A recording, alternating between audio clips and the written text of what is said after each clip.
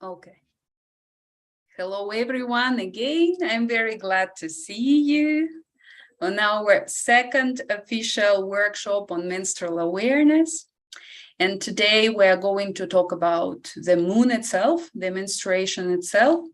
And I would like to remind you first that when we menstruate, we are in our winter. So what it means that we are at home with ourselves, we are reflecting, we are letting go, we are releasing, and we are dating ourselves, and we are meeting our needs. So the plan for today is we are going, first of all, as we are bleeding in our winter, in our menstruation, the plan is the following. We are going to talk about the ways to bleed well. We are going to talk about different sustainable devices that we could use for our menstruation. And we are going to use our diagnostic tool, blood, like to understand what we need, if we're healthy, if we're pregnant, and everything that we can read by our blood. So the first thing I would like to share with you is some ways to bleed well. So we are going to discuss some things tonight.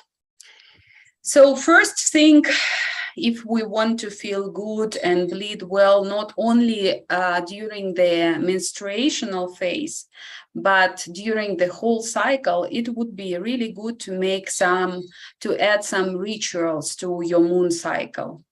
And the rituals could be different. We are going to talk in details about every point. I just want you to have a quick look. So we can chart, we can do the journaling, we give love to each other, we meet our needs. It is very good to consider a moon circle of different age women, girls. Also, it is very good to have a special transitional rituals during the life cycle. Menstrual activism also matters, so it is somehow important to be active about menstrual activity, menstruality, and menstruation, and sustainability. And also we are going to talk about sharing, informing ourselves, etc. So what rituals could we add in our daily life and our menstruation? So first of all, it could be it could be having some special clothes for every phase. For example, when you menstruate, you can have some, normally we could bloat, or we could feel some kind of cold, so we can have special clothes for every phase of our cycle. For example, when we menstruate, we can have some loose dress or comfortable underwear, something that is not tight, or some sweater which is very comfortable. And when we ovulate, we remember that we could feel flirty, very sociable, so we can have some brighter makeup, or maybe brighter clothes, or maybe some flirty clothes. Also, another ritual could be a musical playlist for every phase, for ovulation phase and menstruation phase. When we feel, we can listen to some different kinds of music, like more meditative when you are at home with yourself, when you are dating yourself, or some active music when you do some active exercises during your ovulation, or you walk, or you cycle. So you can have different special playlists for every phase. Also, you can prepare some doodling, painting, or drawing sketches also for every phase, or only for menstruation when you are at home again with yourself when you're reflecting. So you can have some special albums or sketchbooks for every phase to draw. You can have some particular teas for every phase as well. For example, when you menstruate, you know that it's good to drink rosemary tea or ginger tea or dandelions tea. So you have sets of teas and you make your ceremony with your tea for every phase as well. You can have special walks or places you want to visit. For example, if you are menstruating, you go for a walk to your favorite park. If you are ovulating, you go for a date or some social party in some cafe or whatever. So also, for example, in my personal experience, my ritual is my garden. So when I menstruate, I spend a lot of time with my plants. I do the planting, I do the I put seeds, or maybe I change the flower pot. So I spend a lot of time in my garden. And also it could be some family hanging out. For example, if it is a ovulation phase, you can go together somewhere, or you have your, I don't know, attraction park, or maybe you see the family. And when you are in your winter phase, you spend more time at home. Your family could know that this is the time of hot chocolate or cacao ceremony, something like happy and calm. The second way to bleed well is journaling and charting, and this is one of the most important things. When you observe, you can find some similarities, you can find some patterns in your emotions, in your feelings, and actually you can find some explanations to some particular days, how you feel, what emotions you experience. Do you have cramps, or maybe you have some cravings? So when you journal and you observe, you will have some patterns and you will understand yourself better. For example, you could know that on the 5th day of your menstrual cycle, you are very active, you want to go to the party, or maybe you want to go for a date, and on the 25th days you enter the void and you are distracted and you are not very centered, so you are mostly inside and maybe emotionally low. So when you journal, you can already find some similarities of the days and find explanations of your behavior. The next part, would you like me to share the screen again, or it is okay? How do you feel? Maybe share again. Yeah, just for you to have some visuality. So the next thing is meet your needs. So what do I mean by that? When you journal, when you have already found some patterns of your behavior, when you already know some explanations, you start to understand your needs more. So, for example, if you feel very active during the ovulation and you are very sociable, and actually you are normally on the positive wave, so you understand that you have a list of your favorite coffee shops, or maybe nightclubs, or maybe places you like to socialize, and you understand that during your ovulation, you are going to meet your needs there in your favorite coffee shop, in your favorite club, or maybe when you are menstruating and you feel like going for a walk, you already know what park to visit, or maybe where you can go outside, or at least you have your pack of hot chocolate drinks and your cravings, your chocolates, or maybe you have already prepared your pie. So for example, when I am menstruating, this is the happy family time because we drink hot chocolate and I make homemade bread.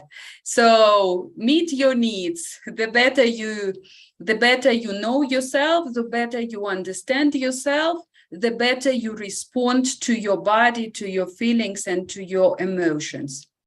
The next point of rituals and ways of well bleeding is considering a moon circle. It means that when you have a circle of women where you share and express yourself freely, when there is a space to share your feelings, to be honest, to hold each other space, you feel way better. You are honest with yourself, you are honest with the group, you feel supported, you can share different tips, you can share, somebody knows about herbalism, somebody knows about massage techniques. So actually there is a lot of sharing, there is a lot of support, there is a space to express yourself without being judged and without judging. You also understand patterns of behavior of different people. You develop tolerance to each other, to your sisters, to your daughters, to your mothers, and also you can prepare yourself for different stages of your life if there are different women of different ages. Also, it is a safe space to share, but at the same time, it is also a space for creation. So when women meet, there is a lot of creativity. So you can sew together, you can draw together, you can make a singing circle, you can do music together. So whatever you are ready to share, it is always welcome. So when there is a sisterhood and this circle to share, you live every cycle of your life more happily, like openly and fully. And one more thing, which is very natural with the considering a moon circle, it is also a transition during the life cycle.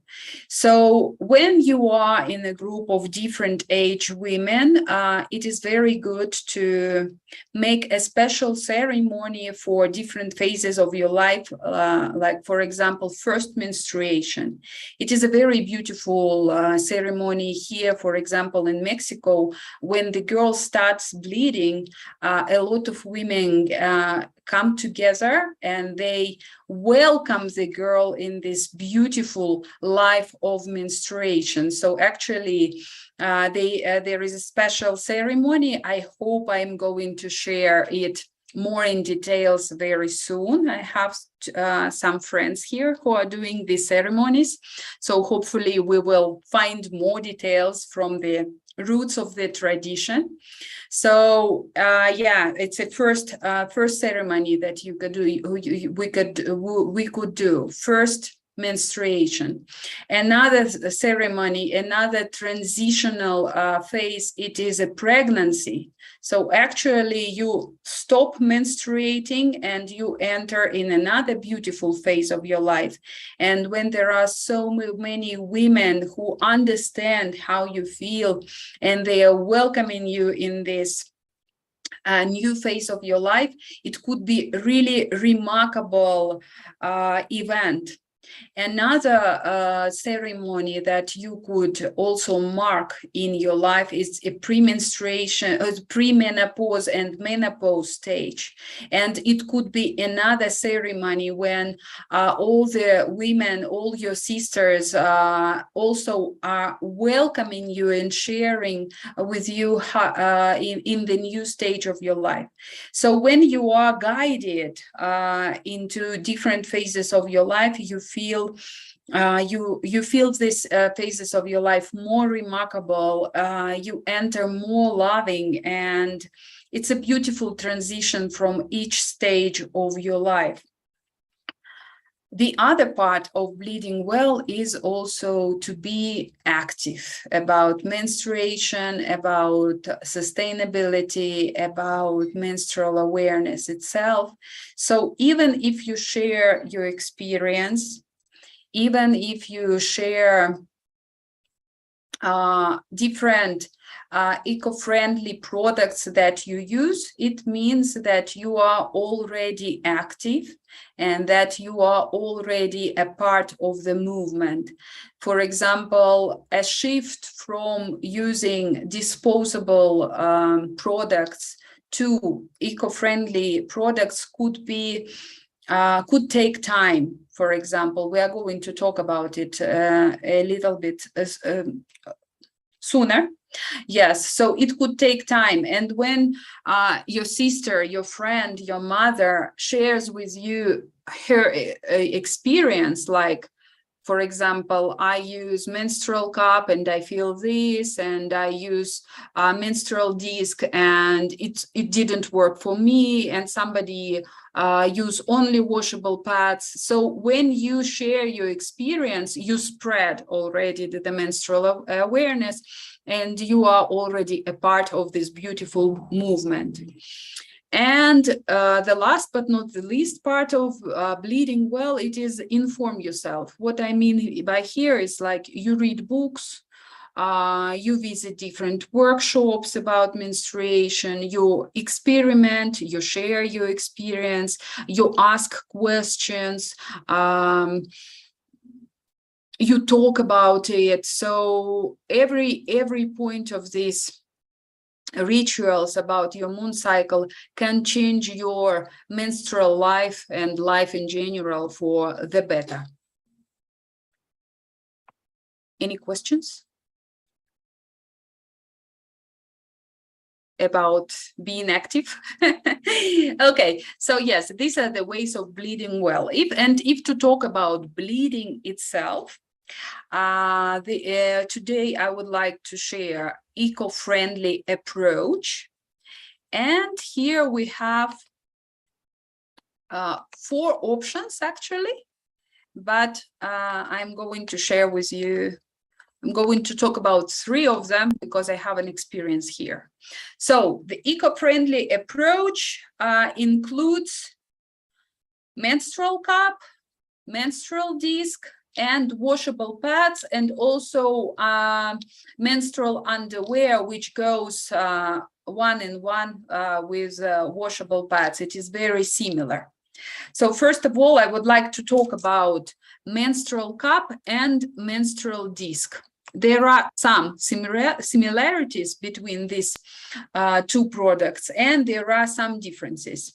So what are the benefits? What are these? First of all, menstrual cup and menstrual disc. This is a reusable and flexible product device, which is made of silicone or latex. Normally it is certified by medically certified, and it is free of plastic. It is a substitution, like it is an ecological substitution to tampons, and it doesn't absorb fluid. Normally it should be undetectable, so you insert it inside your body. What are the benefits of these 2 products? First of all, you can use these products depending on the flow from 6 to 12 hours. So yeah, it's like if the flow is not very heavy, it's 10-12 hours. If the flow is heavy, it could be 4-6 hours, depends. It is reusable, so you save the planet and you save time in going shopping and buy other products, and actually you save money because you only buy it once. It lasts for many years, like 10 years. You can use a cup, and yeah, you save time and you don't contaminate. Another benefit, it is better not only for environment, but also for your body. I mean your vaginal environment, because it doesn't contain any plastic, any kind of chemicals, yeah, it is really good for your inner environment and the environment of our planet. Also, there are cases that the use of menstrual disc and the use of menstrual cup can shorten the cycle and can lessen the cramps. And when you use these two products, you also can go for a walk, you can swim, you can do yoga, or you can do any kind of exercises you prefer doing during your menstruation. We remember that it's better to do some relaxing exercises like walking, in yoga, nidra yoga, etc. Yes, Lillian? Xenia, can you explain the size of the cup? Yes, I'm going to talk about it right now. Yes. So there are differences between menstrual cup and menstrual disc. Now I'm going to talk about menstrual cup. It is very important, the choice of menstrual cup, because menstrual cup normally goes in two sizes. It is normally a small size and large size. Also, menstrual cup goes in different shapes. So when you choose your menstrual cup, it is very important to think of different options, let's say this.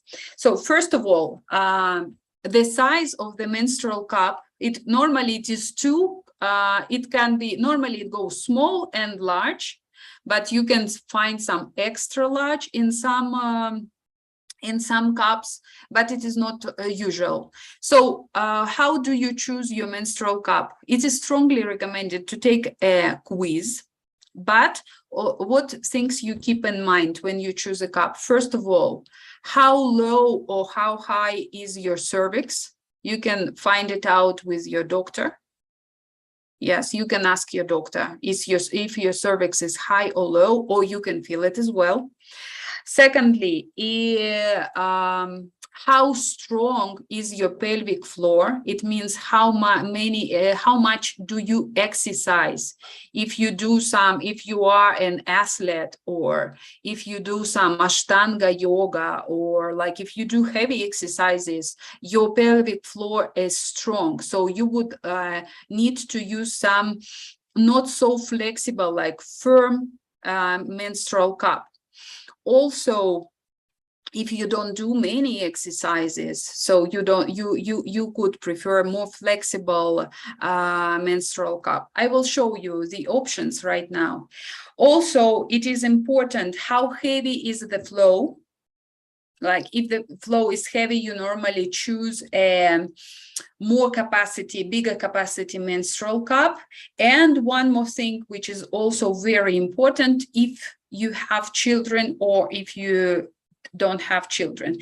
When you choose a menstrual cup, it is not important if it was a natural birth or cesarean, because in any way your pelvic floor is opening when you are ready to give birth. So on this depends a lot the choice of your menstrual cup. But still, I will show you the options. And I will tell you what is recommended when you choose a menstrual cup. So this is not all the options you can find on the market. Yes, and as you can see, they could be very small or wide, with a ring or with a petal, etc. So what is important thing?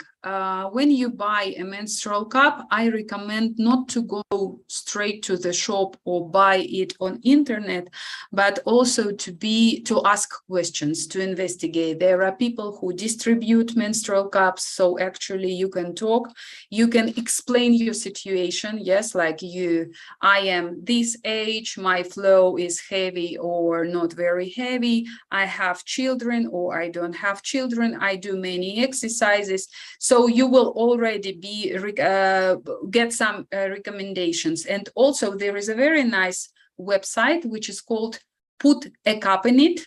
So you can take a quiz. You can find special menstrual cup quiz in internet, and you also can take this quiz and you will understand which cup is better for you.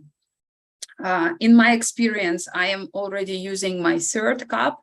I have stopped with Psy cup. It's a German cup.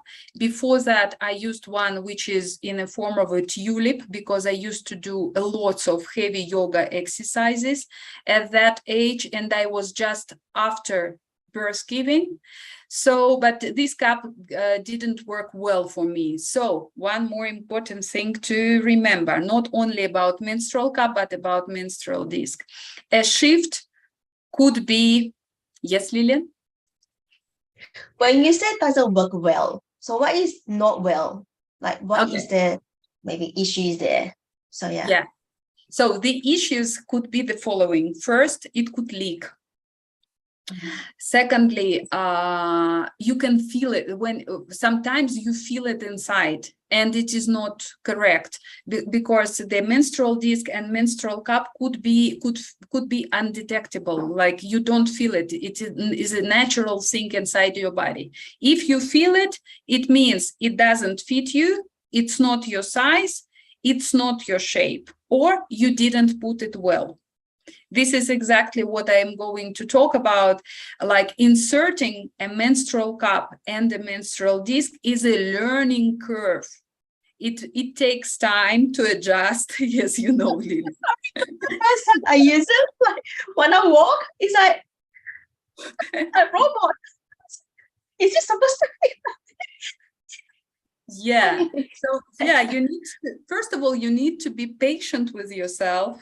You should be really comfortable with your body. Like body positivism is very important, not only in menstruation, not only for women, for all of us. It is very important to be body positive and comfortable with your body, comfortable to touch your body, whatever part of the body it takes.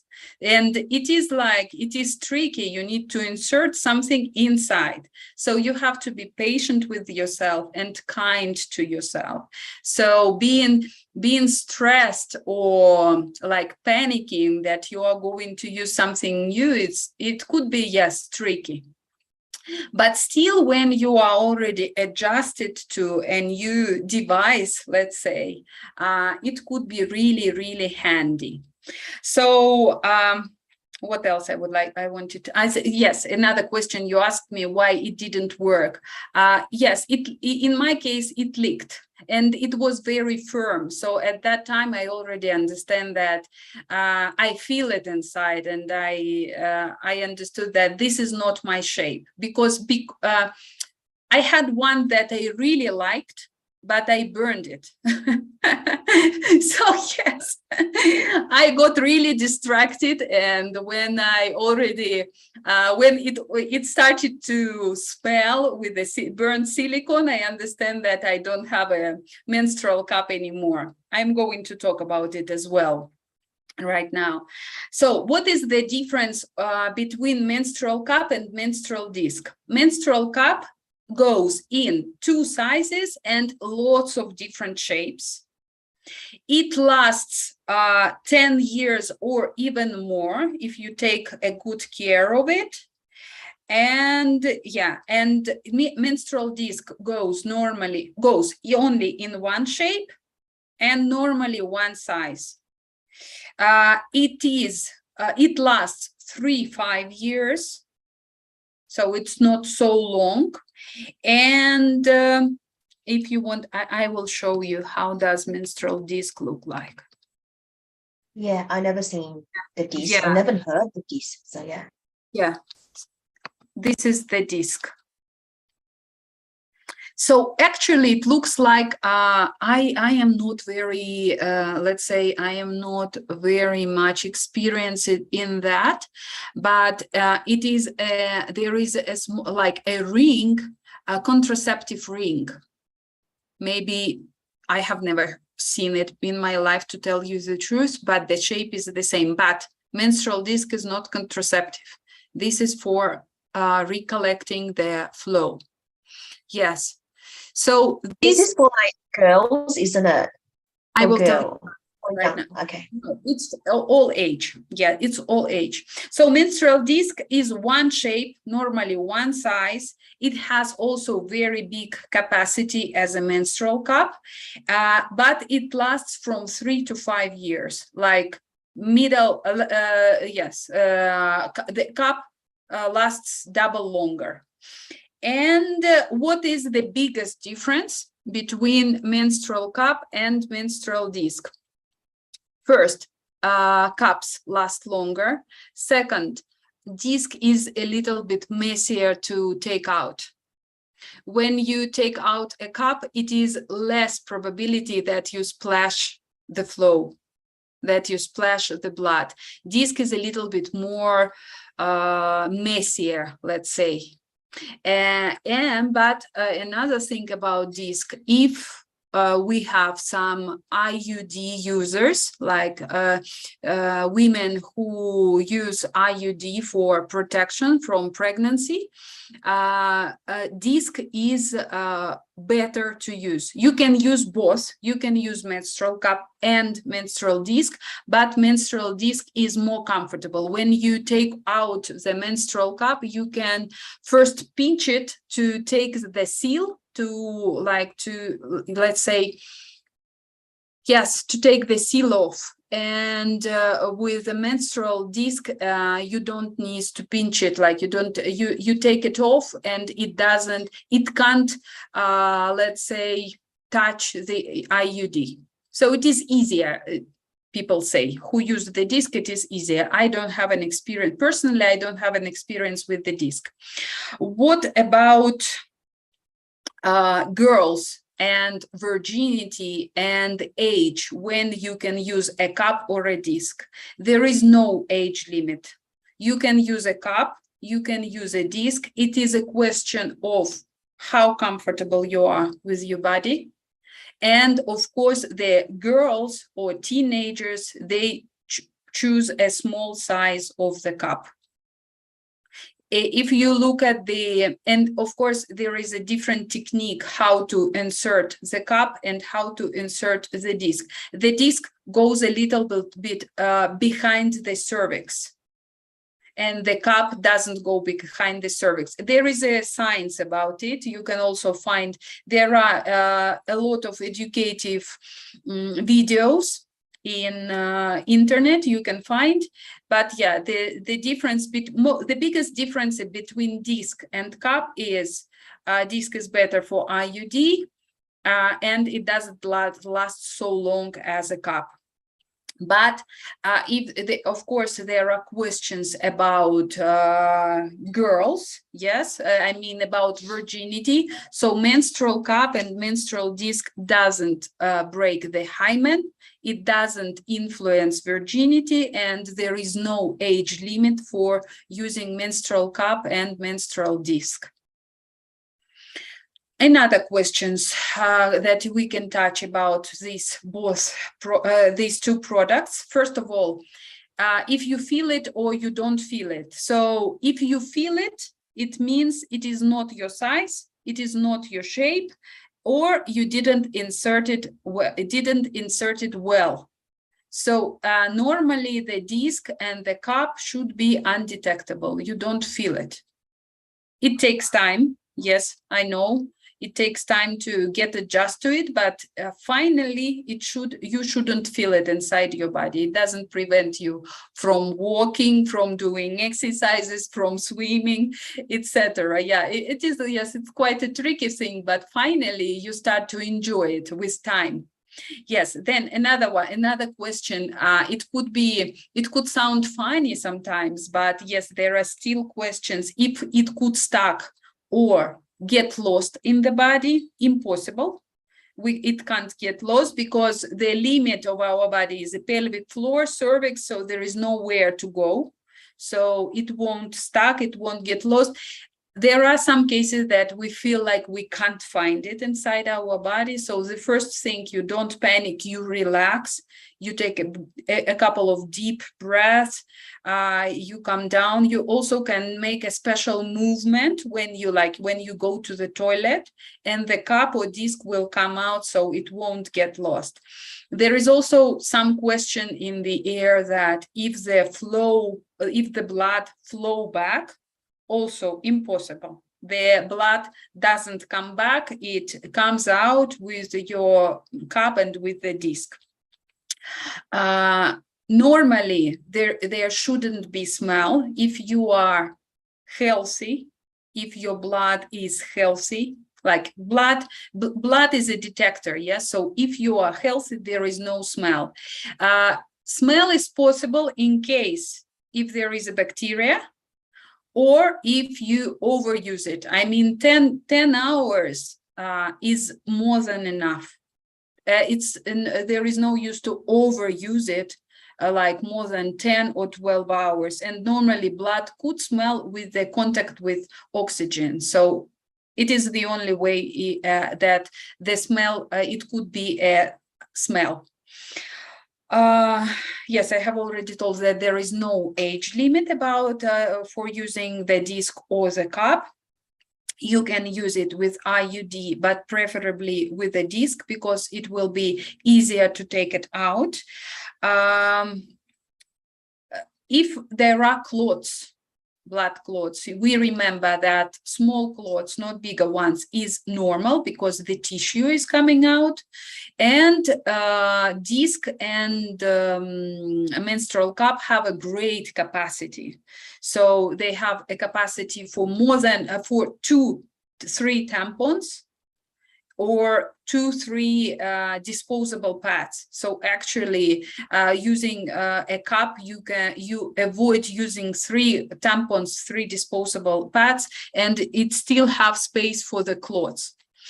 What is the difference between tampons, disposable pads? Okay, let's say cup and disc, it's like a eco-friendly substitute for tampons, yes, because you use it inside, you insert it. So tampons are dry. They don't only absorb the blood, but they also absorb the vaginal mucus, pelvic mucus. So it means that the environment, the inner environment gets dry. As a result, it could be irritated. Also, it is rough, and tampons normally are made of not organic cotton or not organic material, fabric.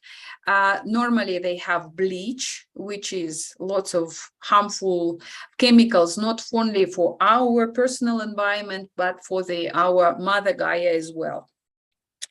And of course, it is not eco-friendly. There is lots of waste, lots of trash. Only in one menstruation in 1 month, we can dispose about 10-15 disposable pads or tampons. Cups and discs, they only absorb blood. They don't absorb pelvic and vaginal mucus. So that's why there is natural moisture inside our environment. It doesn't irritate. Normally, even if you are allergic to silicone, you can choose a disc or cup made of latex. And if you are allergic to latex, you can choose a silicone cup or disc. And normally, yes, we choose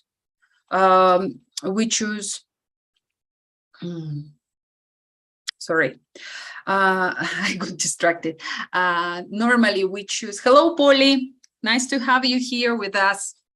So And when we buy a cup and we buy a disc, it's very recommended not to be very economical on the product.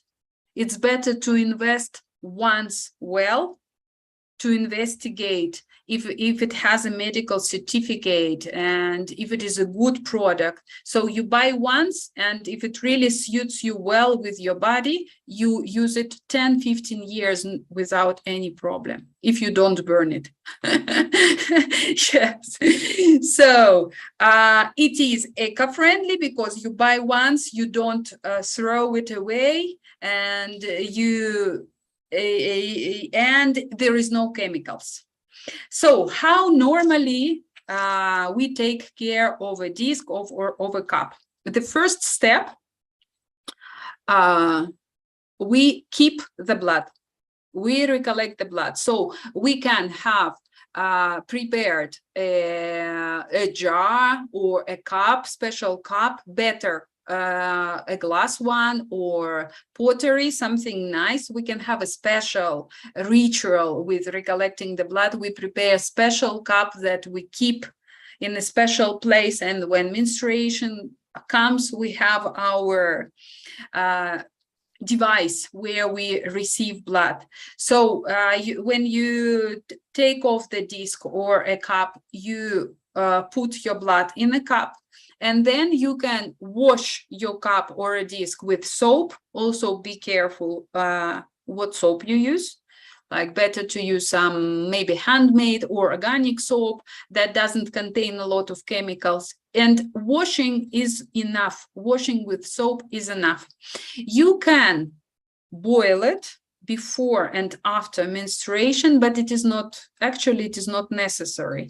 If you wash your cup straight away with a little bit of soap and you wash it well, there is no need to boil it. Even if, mostly when you are a kind of a distracted person.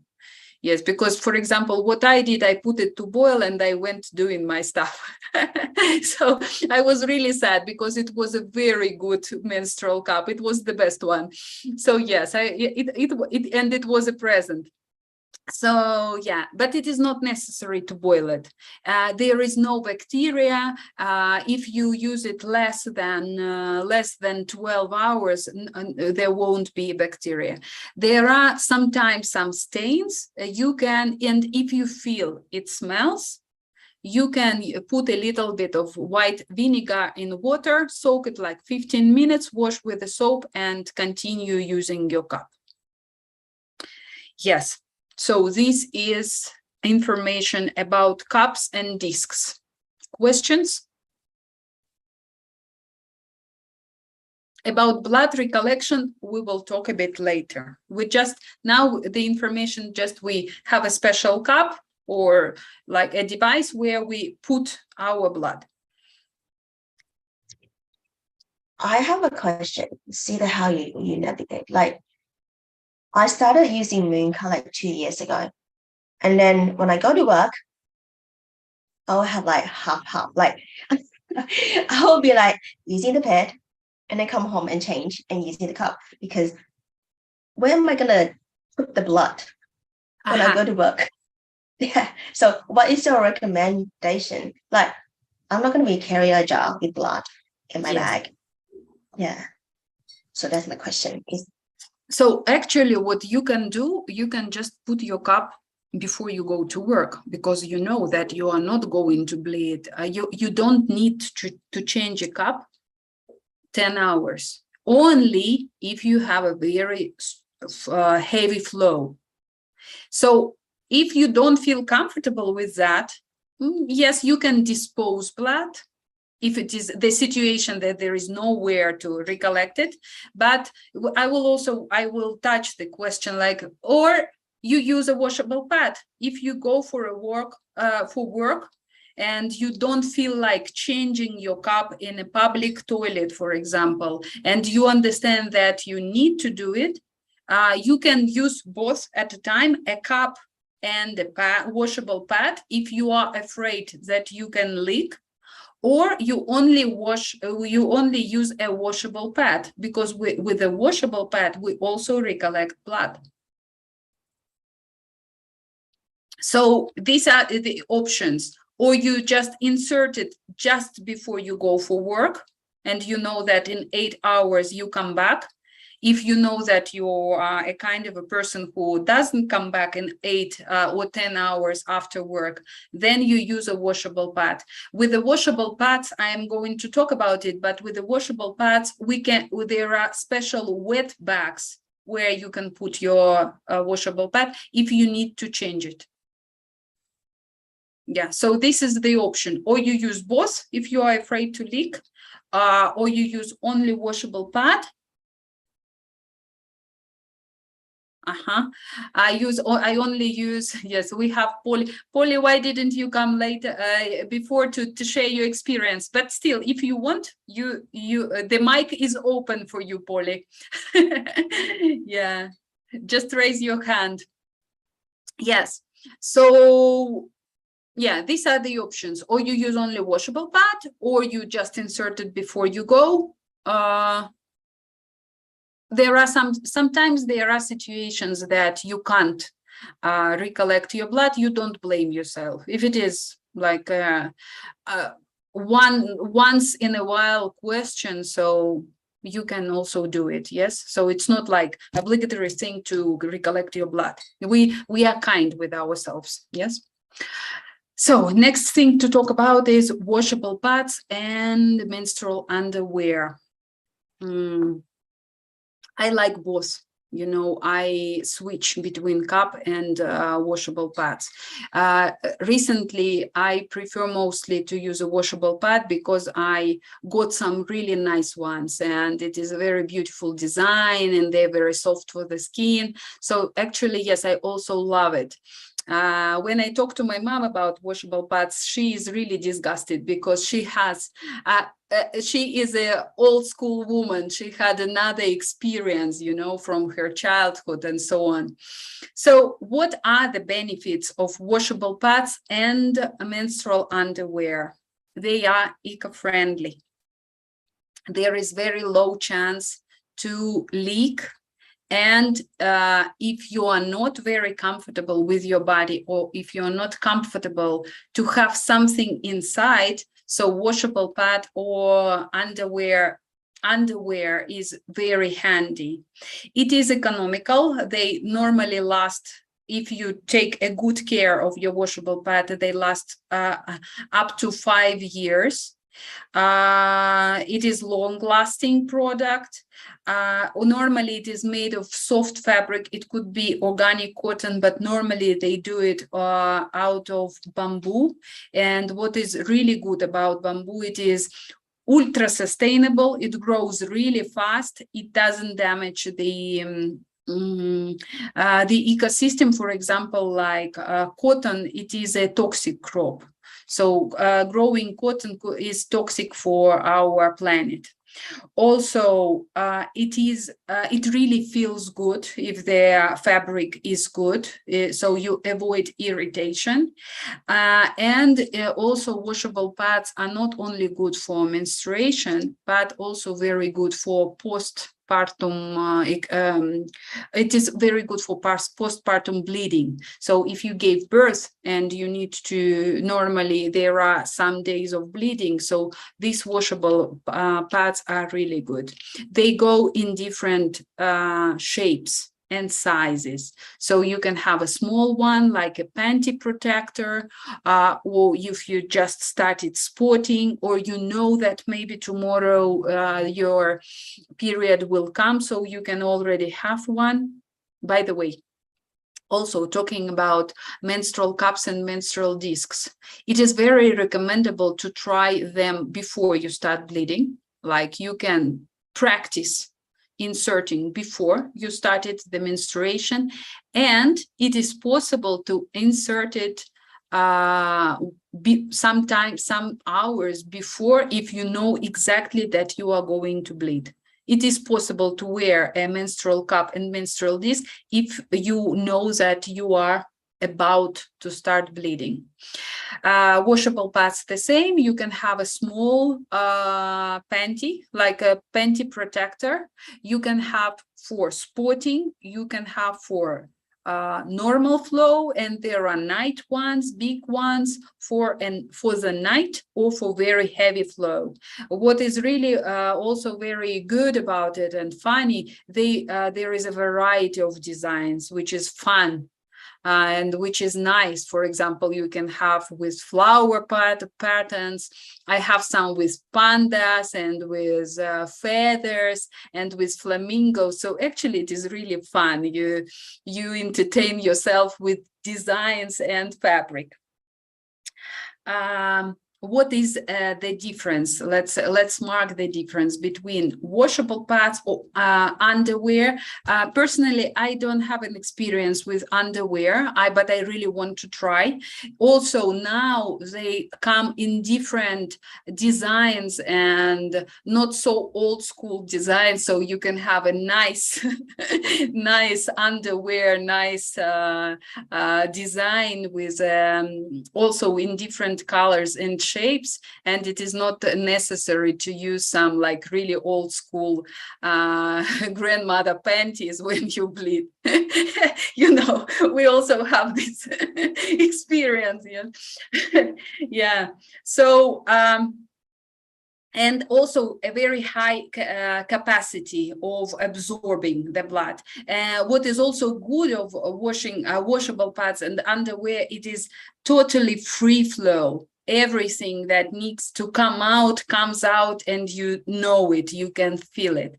But the disadvantage could be that sometimes you feel that something is coming out, yes, and there is sometimes it is a concern that maybe you are leaked or something like this. What normally doesn't happen with a cup. If you have a cup, you don't feel like leaking if it is well inserted. Also, it is possible to combine a cup, a disc, and a washable pad if the flow is really heavy. Or you can have a cup and a panty protector. I mean, washable panty protector, ecological one. And what's the difference between disposable pads and washable pads? First of all, disposable pads are made of plastic or not organic cotton, which is a toxic crop. There you could also find wood pulp, like wood scraps inside the disposable pad. So it is absolutely not organic. Normally they have artificial fragrance, and maybe it will sound a little bit disgusting, but artificial fragrance with the crystallized blood inside the washable pad could provoke smell. And it is not fancy, let's say. Normally, it also contains synthetic fiber and bleachers. So all these have a full contact with our most intimate part of the body, which is not nice at all. Another thing about disposable pads, of course, it is trash. A lot of trash. As I told you before, during only one cycle, we can waste from 10 to 15 disposable pads, and it's a lot of rubbish. For 35, on average, 30 years, every 12 months, it is a lot of garbage. So it is absolutely not eco-friendly to our Mother Earth. So also plastic, it doesn't go anywhere. So if you throw away your pads, it doesn't go anywhere. It turns in microplastic. Microplastic goes inside the soil. It goes inside our bodies with food. Yeah, we all know how it could influence our body. So actually it's a vicious cycle. The plastic goes in the soil goes in the products, fruit, vegetables. We grow seeds, we eat it. So it's like all the time, it is an unhealthy exchange, let's say. So yeah, it stays and it remains in ecosystem and in body for decades. Also, it could sound also strange, but still the use of disposable pads can affect our hormonal system. It can provoke lots of allergies, rashes, and skin issues because of adhesive that we have on the pads, because of the synthetic and the bleach they use. And also it can affect the reproductive system. It can also be some issues with the reproductive system when we use disposable pads. So there are some reasons that you won't miss disposable pads when you shift for eco-friendly approach. First of all, it's a smell, mostly smell of artificial fragrance, because I told you before, healthy blood doesn't smell. Then a sound when you go a change, that everybody knows that you are menstruating because you are changing your pad. It's a sound of plastic when you open it. Then it's a sound of adhesive you take. Then a sound of sticking it on. So yes, garbage bin. First of all, you need to find a garbage bin if you are changing in a public toilet. Yes. Also, when you go to if you go to the public toilet, sometimes it's not nice to see a garbage bin full of pads. Also, it provokes smell again. It provokes a lot of waste, chemicals, expense. Like you spend way more money. Sometimes when you choose a menstrual cup and washable pads, you can look and say, okay, it is more expensive than to buy disposable product. But we keep in mind that this product will last at least 3, 5, 10 years. You don't need to run and find a special vagina zone and ask your partner or somebody else to buy you pads because you can't come out of the house because your period came and you don't have anything. So we also know these situations when out of a sudden we stop bleeding and we call somebody and say, could you please buy? Or something like this, yeah. And there is a situation that you can run out of your pad, but when you have your special set and when you track your cycle, when you journal, you know, on the second day of my menstruation, I have a heavy flow. I will take 2 washable pads, or I will insert a cup and I will take a pad just in case. Yes.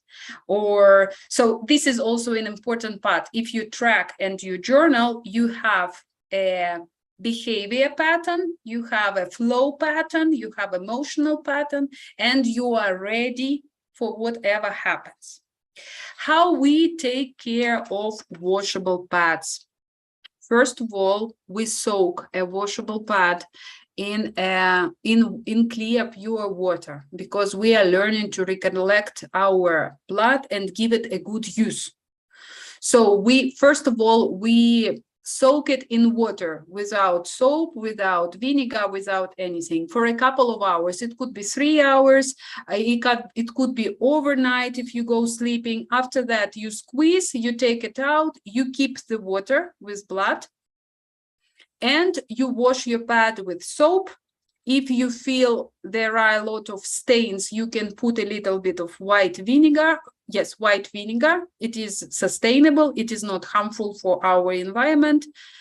And you wash by hand, or you can use it. You can wash it in your washing machine, and you dry it on sun. So actually, this is the tips how to wash your washable your pads. First you soak, then you wash it with soap in a washing machine, or if it is a not very dark and you can see stains, you can take stains with a white vinegar. You can soak it again for maybe half an hour, 1 hour with soap and white vinegar, and the stains will go off. I think that's it about washable pads, about, yes, sustainable approach. Questions, comments, hesitations? Polly, would you like to share something or maybe ask?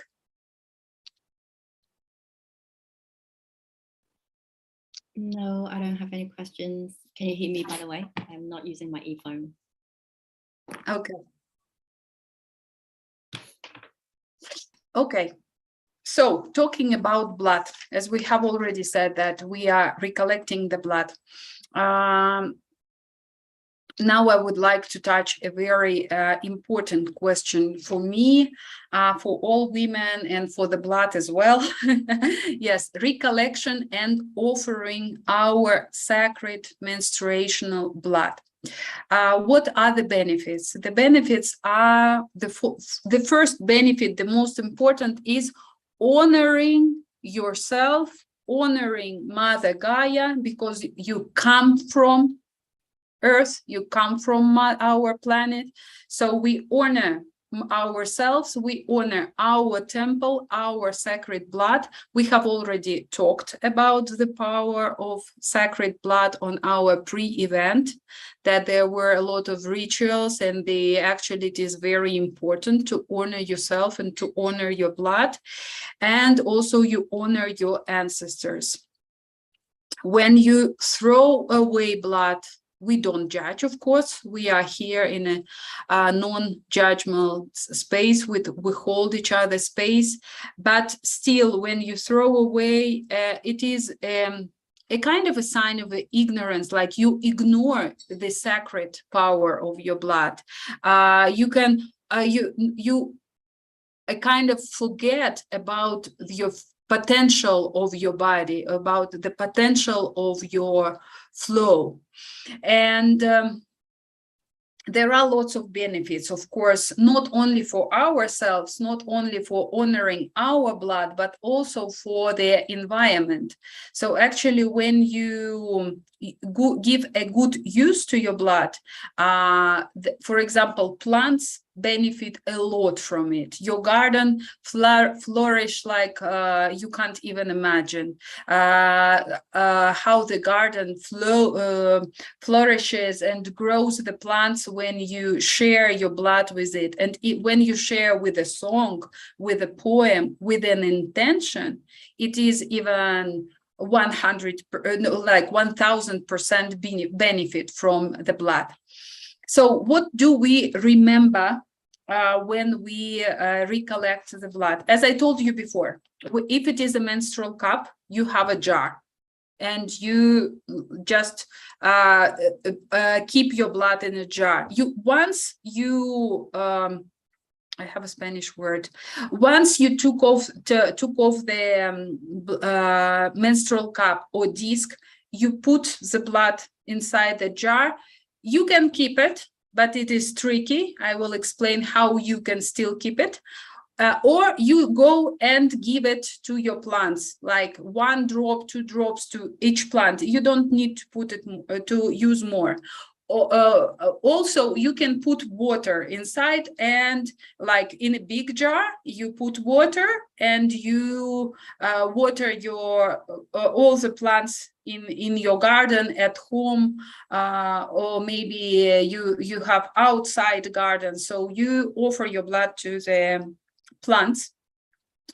Also, it is possible to crystallize blood, which is a little bit tricky because you need to have a glass jar, and you need to have a special space, because when the blood crystallizes, it takes time and it can smell. So you need to have a special place, special space without light, with good airflow, to have your magic jar, let's say.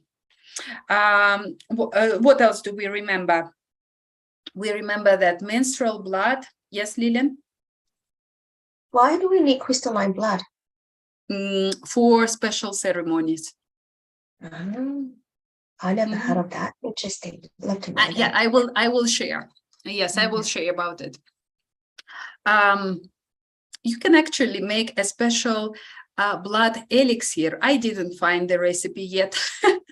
As soon as I find it out, I will share. Yes, but yes, there is a rumor that special blood elixir exists. And for example, a friend of mine, she works with placenta, and she does a lot of different products based on placenta. So actually you can do you can also work with your menstrual blood on the same basis. Yes.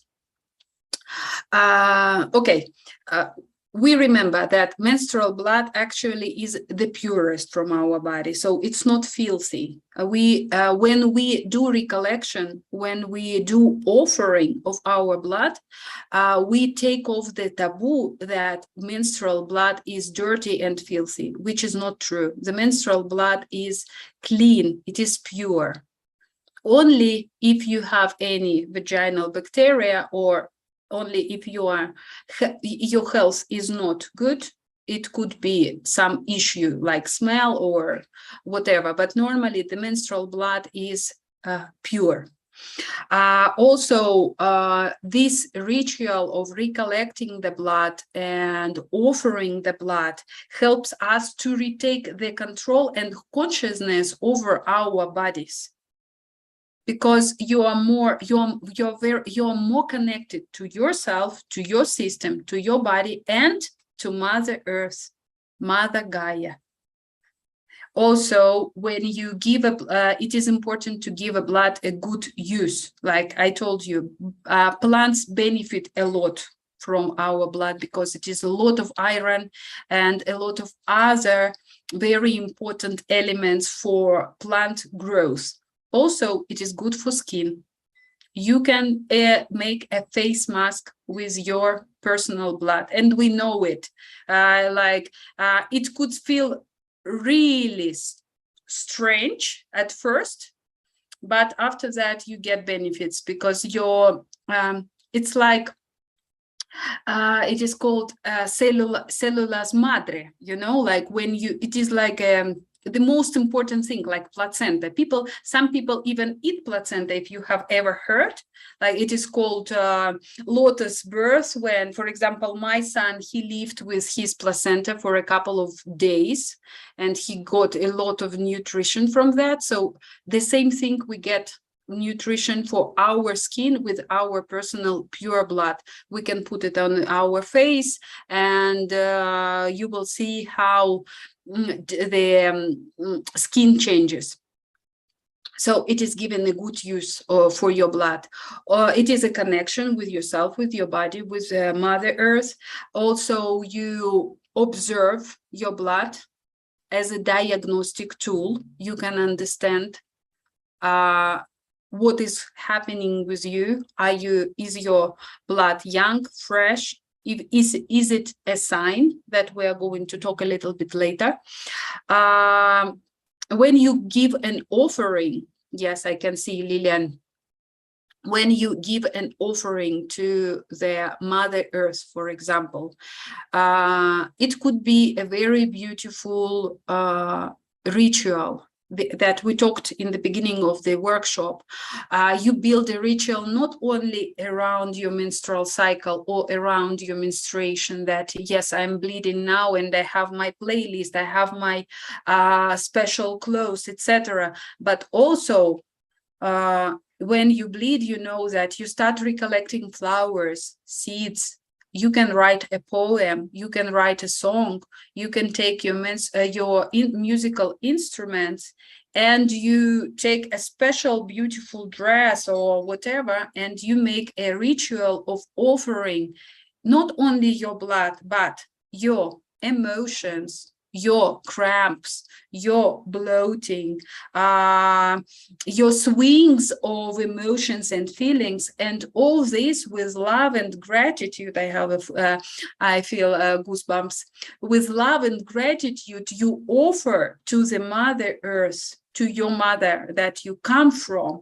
So actually, it could be really beautiful if you don't have plants for some reason at home, or you don't feel comfortable to offer your blood to the plants, or you sometimes you don't feel like it, or you don't understand how you can do it.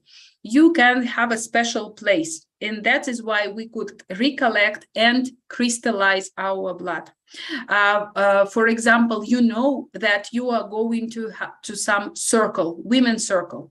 So you can recollect your blood. If you just recollect your blood in water, it will start smelling with time because it has a full contact with oxygen. So when you crystallize it, you can even make a special necklace, like you can have a bottle where you put a little bit of crystals, a little bit of your blood, a bit of plants, and this is your sacred necklace, sacred I forgot the word. Okay, your object that you take with yourself, like a witchery object for yourself, right? So, or you know that you are going to have a circle with women.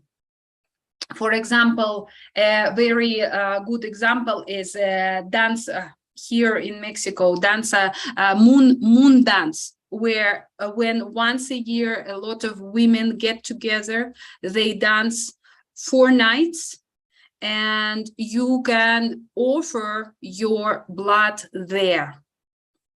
So you can actually you can keep your blood for during the whole year. You crystallize, and then you bring and you put it there in the special place, in the special soil with a lot of prayer, a lot of flowers, a lot of dancing of all women.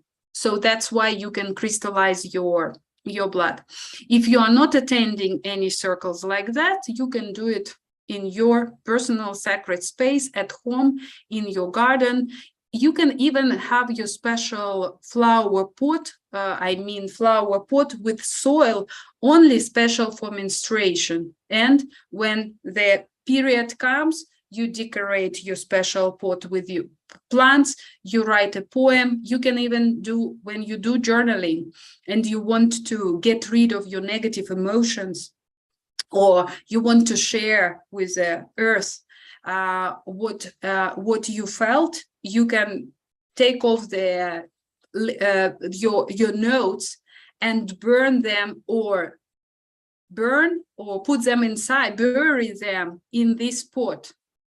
Like, but again, with love and gratitude, you don't only devote your love, dedicate your love, but you also share everything you felt during this menstrual cycle, during these 28 days, 25, 28, 30 days. Yes, like you offer everything. I felt that, I experienced that, and I'm very grateful for my cramps, for my bloating, for my emotional swings. So you dedicate with your blood, with your offering, you dedicate everything with love and gratitude, not only the beautiful things, right? Yeah, what else? When you sow your blood, when you sow your message, when you do this ritual, you can also bring a message. With love and honor, you can, with this ritual, you manifest yourself like, I am here, I present. And with this ritual, I bring my testament with my blood and with my ritual to the Mother Earth and to my temple as well. So actually, it could be like a monthly manifestation that you present, you are connected with yourself and with the Mother Earth, with our planet, and that you take care of yourself and of your mother as well. All this will bring, it brings a lot of healing, like with time you will understand and you will observe and you will see that the cramps are disappearing or they are lesser. You start enjoying, you are waiting for menstruation to come. For example, in my family, as I told you before, everybody's involved. And for example, when we see that some of the plants are sad, my partner is the first one. Okay, when your menstruation comes, you put some drops and you will see how your plant will be better. For example, I say sometimes it is really dry here. And I say, oh, again, my plant, it looks sad. And he says, don't worry, in a couple of weeks, you will give your offering and the plants will get better. And really, really, it is here is dry, but I have a beautiful garden inside and outside my house. I have plants in the patio, I have plants in the duck corner, I have plants everywhere, and blood does a really good job of nurturing the garden, not only the garden or in the house, but also the garden inside you. Yes. Yeah, this is about, yes, Lillian. Lillian is a very good student today. I also wanted to share that because I was Yeah. walking in the Princess Park last year, and I know that some of the sisters that bleed straight to the, like they wear a big skirt and then they just straight down. So yeah, Wow. that's a ritual. Really, Yeah, it's really powerful. Mm-hmm. And I did a ritual as well. I can't even remember what it is. It is with a stone, and you buried the stone. I think that's a forgiveness. So yeah, and when I buried the stone in one of the park here that I normally walk, and I fell into the area that I buried the stone, and then with the moon blood, right? And then when I was digging, you know, and then put the stone in, when I dig in the first dig, the money came out, like the coin. Wow. Yeah, it's beautiful. So yeah, I did that, but I will share that in the group. So yeah. Yeah, it sounds beautiful, actually. Yes, it is a very deep connection with the earth. You know, when for example, I feel that I need to get grounded, like to get rooted. I also try to go in the forest or in the beach, wherever I am, with a long skirt, without underwear and barefoot. But I have never tried this. I would really love to try this. Yes, it sounds fantastic. Yeah, I think just wear a big skirt and you bleed straight down to the Gaia. Like you just sit there. Literally, you either squat or you sit. So yeah, it's a ritual. Wow, it's very. I haven't done it yet. Yeah, I wanted to do it once, but COVID hit. I didn't manage to go. Yeah, but it's all good. Yeah, that's why we need to build our retreat center to share all the experience we have. Yeah. Yeah. I also wanted to share that how it come across as how I come across as moon giving. So it was initiated by Goddess, by Mary Magdalene. So last year, a journey as divine feminine or goddesses, and I have no idea that we can give the blood to Gaia at all. And it just come into the hearing of that, give your blood to Gaia. I was like, I'm not doing it. So how am I going to do it? And I'm Googling, give blood to Gaia. And then I come to the cups. Like, what is this cup? There's so many cups. I was like, oh my God, so confusing. So I bought a cup and it just perfect in a way that it matched. I don't need to find second one. So I'm still using it right now. So, and when I first, it was a journey though. When I first collecting the blood, I was like, so disgusting. I was like, you know what? It's all those like shadow work that I need to do. All about not getting yourself, like not looking after yourself and all of that. It's just all about rejection. But again, in the knowing that straight away when I was like, I have no idea of no education about the blood, no education about the moon. It just straight away asked me to give the blood to Gaia. And straight away I hear the voice. It was like very early in the morning, like 4 a.m. in the morning. And I hear the voice, the divine voice, that this is your own blood. It's not disgusting. And I just cried. and just release that as well at the same time. So I put it to the back garden here. And when I put it in the back garden, I was like, where am I going to put? Again, it's a journey. So I just pour on the soil, just like on the land. Now looking at it, because it's quite dark, I put the orange light at the backyard, and I look at it. It's not really sinking down. It's just on the surface. I was like, okay. Then I started to massage it, using my hand to massage to the earth, and then sort of thinking like maybe you can go down, right? So I was doing it really deep, and then suddenly I just retract, because I heard the earth heart pumping, go boom boom boom boom. Is this my heart? I said no.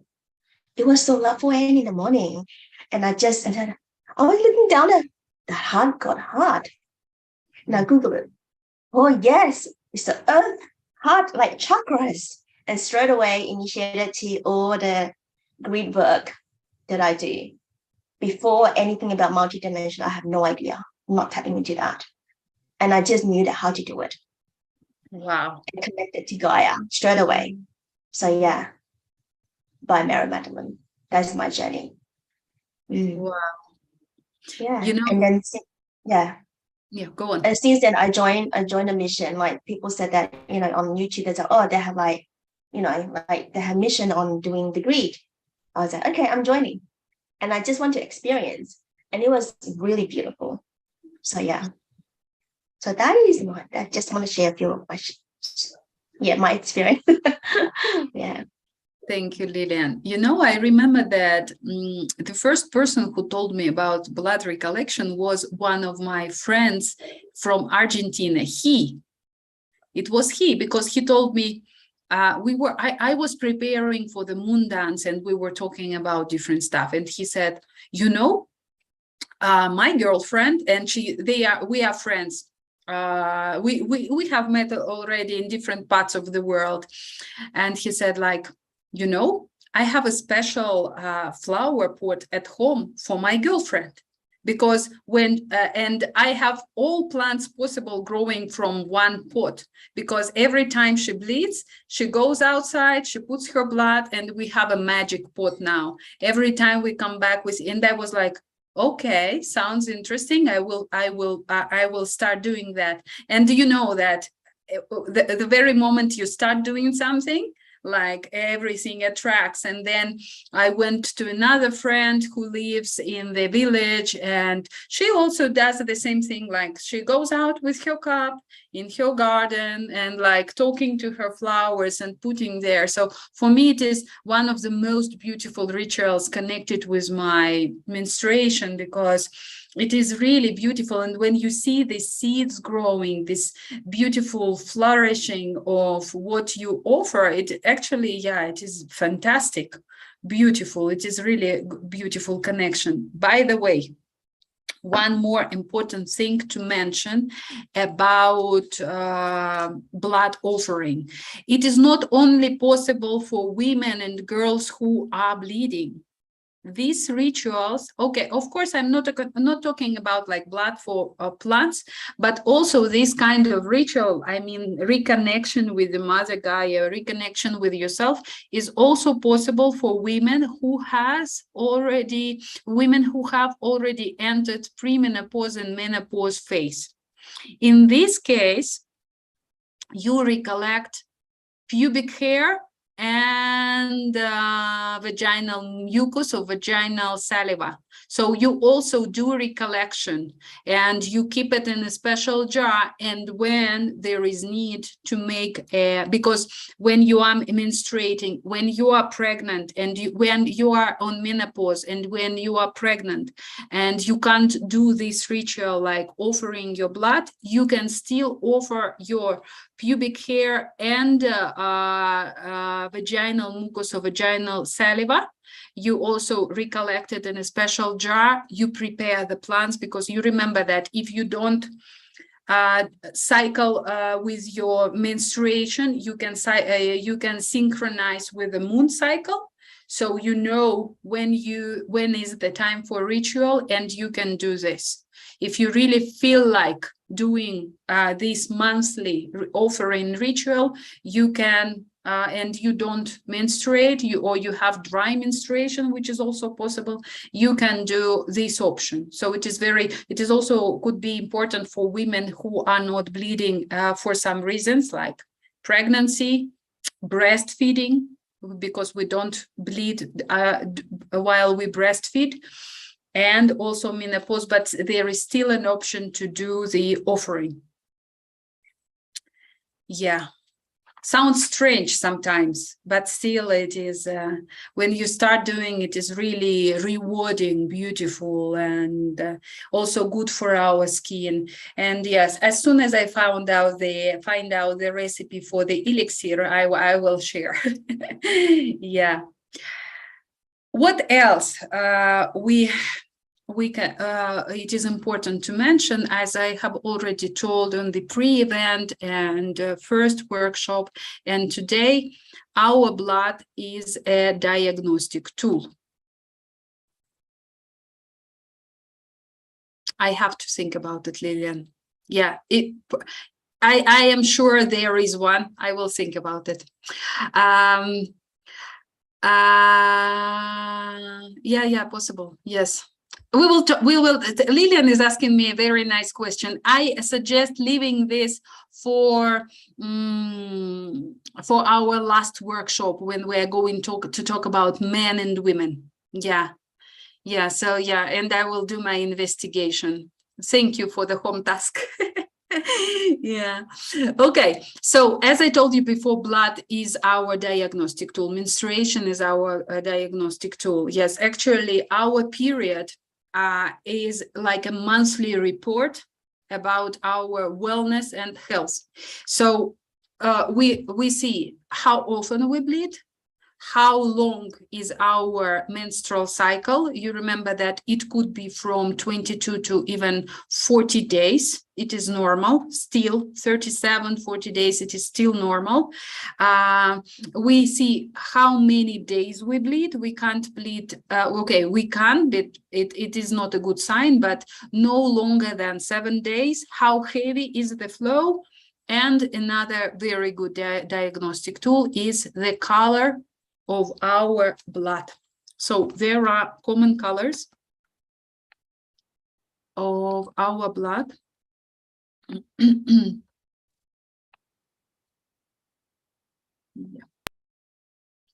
Can you see well? Yes. Yeah. So there are common colors of our blood. It is red, deep red. I have it in one. It could be brown, orange, pink, black, and gray. So red blood normally means that the blood is healthy, fresh, young. It is a typical blood of our menstruation. Deep red color is also typical at the beginning and at the end of menstruation. This is the sign that everything is good, great, nothing to worry about. Deep red at the end and at the beginning of the menstruation means that the old blood is coming out, and also not only old blood, but also endometrial tissue is coming out, like clots. We remember that clots are normal as well. So red and deep red blood is typical, healthy, and if it is just red, it is a healthy, fresh, young blood. Then also we can see brown blood. Normally, it is also normal. We can understand that it is an old blood. It normally happens in the very beginning or in the very end of our period. It could be spotting, and it also we can see that it is old blood coming out, or that just is the rest of our menstruation. But also, brown blood can be a sign of pregnancy. So if for example, if you see only a couple of days of only brown blood, this is the sign to do a test. I had this situation. I was every month during like not every month, 3 months during my pregnancy, 3 first months, I was having the experience with spotting and brown blood, like a kind of a menstruation. I was scared. Then again, a friend of mine, a male friend of mine, told me that, look, Lillian as well. Yeah, a friend of mine told me that he knows another woman who has experienced the same thing. So finally, I found out that it is a normal thing for a pregnant woman to still have a kind of a menstruation, but the blood is normally like brownish color. So 2 signs, old blood or a sign of a pregnancy. So you can still have experience menstruation during your pregnancy, first months of your pregnancy. Another color will be pink. Normally, pink blood, it could be a sign of a mixture of a period blood and vaginal mucus. That's why it is a color.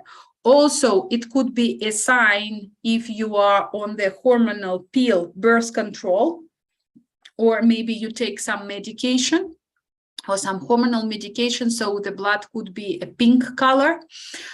If you don't take any pills, if you are not on a birth control, but still the blood is pink, it could be a sign of rapid weight loss or anemia as well. So if you don't have enough iron in your blood, also the blood can be a pink color. And this also could be a sign of pre-menopause, menopause phase. According to your age, if you can see, if you are not on birth control, if you didn't lose weight, and if you have enough vitamins in your body, enough iron, but still you are in your middle 40s, coming closer to 50s, and your blood is pink, it could be a sign of entering premenopause that lasts from 3 to 5 years, and menopause phase of your stage of your life. Another color, I'm sorry. Another color of your blood, orange. It could be the same as pink, a mixture of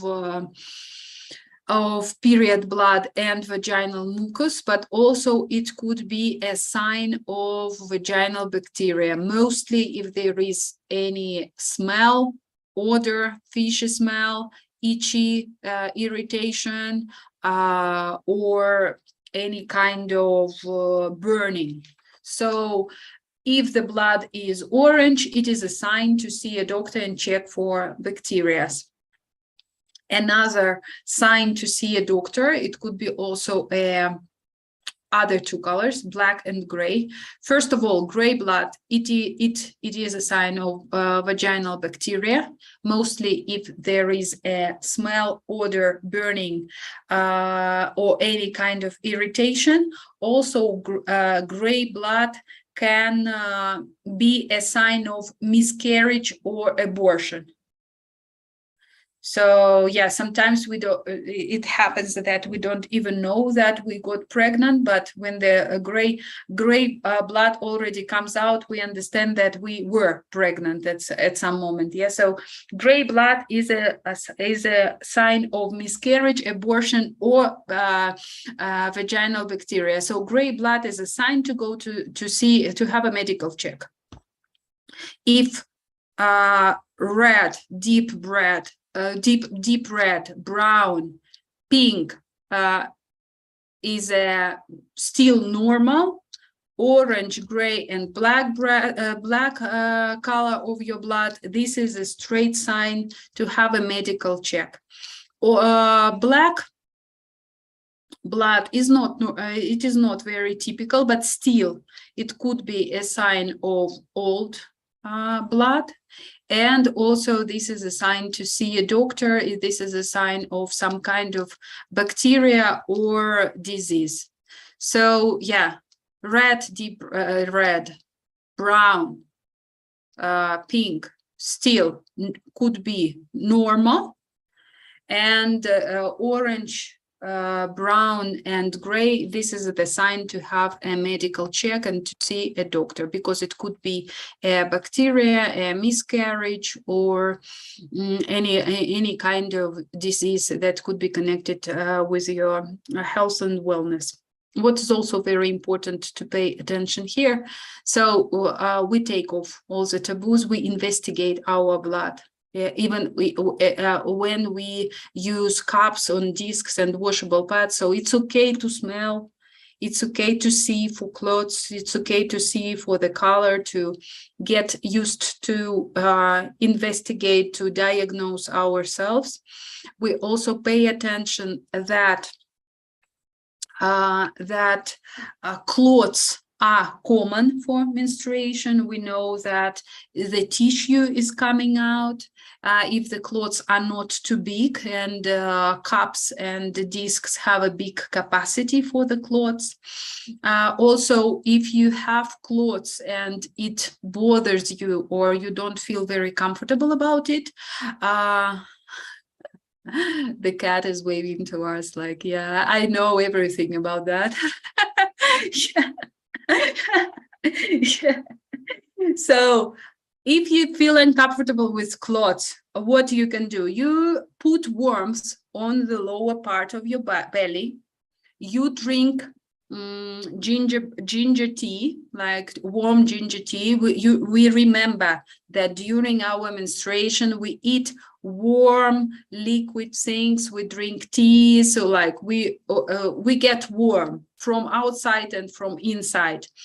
And you also can make a smooth, gentle massage on the lower part of your body, and the clothes will lessen and go off. It is also important to pay attention on how liquid is your blood. If the blood is liquid, it is the sign of disnutrition, of lack of nutrition. So also you can have a medical check on or take more care of your diet, of how well you eat, and maybe there is a sign also to pay attention of your cycle syncing. I mean mostly diet, like seed eating, beans. Maybe there is a sign if you are a vegetarian, but maybe there is a sign that in your case you have to come back to eating meat, or at least eating fish, red fish, oily fish. Or if you are not, if you don't agree with that, then you take omegas. For example, when you bleed, and if you are a vegetarian, you take omega-3, omega-6, omega-9. It is important. So if you see that the blood is too liquid, this is a sign of lack of nutrition. And also we remember that healthy ovulation means healthy period. Yes, if you ovulate well, if you synchronized with your cycle well, if you didn't do so many activities during autumn and winter, if you enjoyed yourself in your springtime and summertime, you socialized, you met your needs, etc. So good ovulation means good healthy period. Also, we remember that bleeding doesn't always mean good ovulation or that you ovulated. Sometimes bleeding could have another reason, and we also have to be attentive with that. Also, I would like to pay a little bit more attention on sexual activity during the menstruation phase. There are different points of view on sexual activity. Normally, the woman feels more inside herself, like in different traditions, mostly when there is it's like a women's circle or ceremony or the moon dance, as I mentioned before, normally they recommend sexual abstinence during the menstruation, but also there are some opinions that sexual activity could lessen the cramps and prevent depressive mood. So it's up to you. We remember that every woman is different, every cycle is different, everybody feels absolutely different during each phase. So you journaling and charting will help you to find out what kind of woman you are, what are your needs. We remember that the best way to bleed well is to meet our needs, to make ourselves comfortable with first with myself, with my body, and with my menstruation. This is everything I wanted to share with you today. Only today. I have a lot of things to share. Still, we have many workshops, and I'm very happy about it. So I open the microphone for questions, comments, whatever pops up, experience. If you want to share something, or ask, or if there is something that we didn't touch. Today we talk about bleeding well, sustainability, blood recollection, and diagnosis of our blood. So, or maybe you just want to give a feedback and share your feelings. How is the Sunday night? We have a party. It's the day of the El Día de Muerte is coming. So 27th of they were already saying goodbye to the pets. Tomorrow they will say goodbye to the children, and we are going to have many days of party connected with honoring the ancestors. So yeah, but still we are still. Hello, Daisy. How are you feeling? I feel a little bit better. There's something I want to share also. I'm not sure whether I shared before, but there's one concept that I learned. I thought is very amazing about our womb space, like within our own body, like our body naturally repel what is not part of the body. There's only one part of the body has a capacity of integrate foreign cell, not only integrate and nourishing, and that's our womb space. That's why our womb blood naturally carries this gift of integration as well as regenerative and birth-giving force, because it has a capacity to hold, and not just the cell from the cell and also from other places, and it naturally morphing and merging. And that's why when we give the blood to the earth, it can have this capacity of merging and co-creating together. And also it's like another brain, like another intelligence and consciousness. And especially when we are in our cycle, our senses heighten. So when we give our blood to the earth, to the water, our consciousness merging together with the nature element as well. I remember when I collecting my blood, and sometimes I put the essential oil, and then when I meditate, I can feel like myself become oneness with the essence of the essential oil. This is a beautiful tip, Daisy. I haven't tried it before. Yeah, to put essential oil, it sounds really fantastic. Yeah. Yeah, actually, yeah, you can also give it not only to the earth, but to the river if there is a river, because you feel you are absolutely right. Like this is like you're merging yourself with the capacity of your universe inside you. And it is like, wow, yeah, fantastic. Do you have a poem about this today, Thais? I can search. Give me 1 second.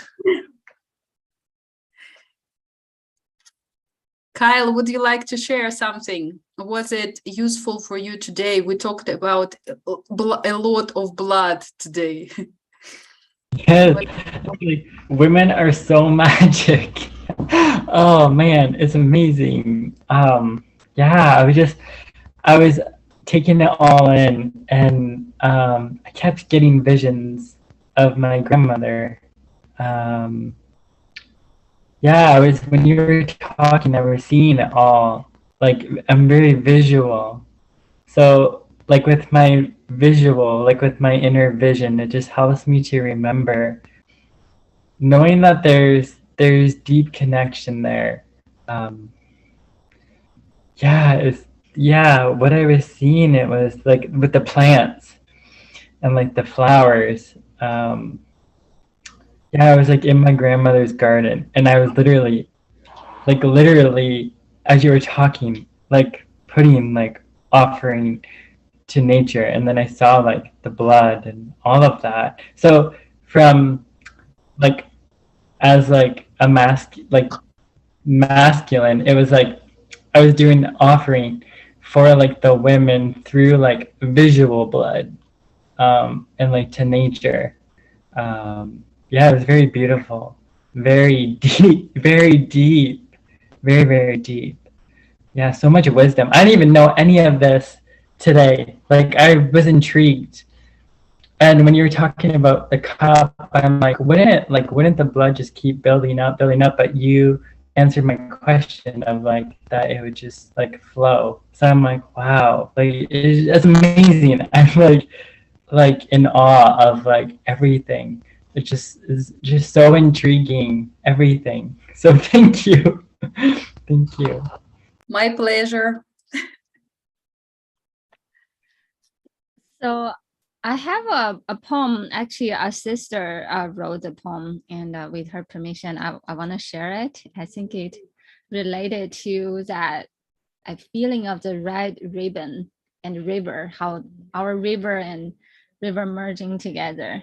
Give me 1 second. Let me share it. Oh, can you, Lillian, can you allow me to be the co-host so I can share it?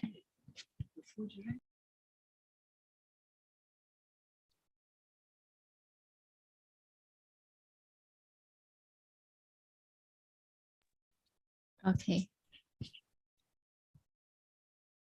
It's called River Flows into Rivers by my friend Lauren Madler. River flows into river like ribbons, wrapping up the pregnant, swollen circumference of all the hills and mountains girding the belly of the earth. I feel it in you, this rush, the rush I have felt in me when I have known and connected with the certainty and preciousness that life can continue in me, through me, and from me, and will come to bear fruit if it's the last thing I do. The propulsion to nourish and propagate, to spring forth success and abundance, to speak prayers with answers guaranteed into the earth, and have faith and certainty that those seeds will grow wholesomely into the beautiful fruits we have imagined. The comfort that our progeny will prosper, because there is always more where that came from. Your river, the same river, deep and wide and connective, linking ourselves and all the spirits blessed to thrive on the oasis, up and downstream from us, which happens to be everyone, all the plants and creatures who share among them this nectar, which allows us our existence, and which one reach in it, the land we kiss becomes lush and verdant, teeming and breathing and beating, equally full of that blessing, each of us to offer that nectar from our dripping bosoms, prophets impregnated with twinkles in our eyes, seeing and ushering dreams to life in many millions of forms, breaking water again and again, unfolding, emerging, daughter from daughter, mother into mother, each equally full of majesty and the impressiveness of the vast, unfathomable universe. Each a universe within a universe, and with worlds within those heavens, still unfolding to unveil. Thank you. I just want to share this feeling because this concept, the second one we switch the way how we think about blood, we think it as the original form of life force in the utmost purity. And in that sense, we cherish our blood, we cherish water, we cherish everything that originally we may think is waste is actually treasure indeed. And we learn how to share the treasure with Earth. Thank you very much, Daisy. Thank you. Yeah, beautiful. Well, I would like to express all my gratitude for sharing, for being with us, with me. And actually, we are all spreading menstrual awareness. We are being activists already. This is our third time, and we spread menstrual awareness together. I am very happy that the team is growing. And I am very grateful for you to listen to me, to hold the space for all of us who is watching, who is presenting, who is going to watch. And this is a big honor for me to share the investigation that I did, to the experience, and to listen to you. I am deeply grateful to you to be here with me.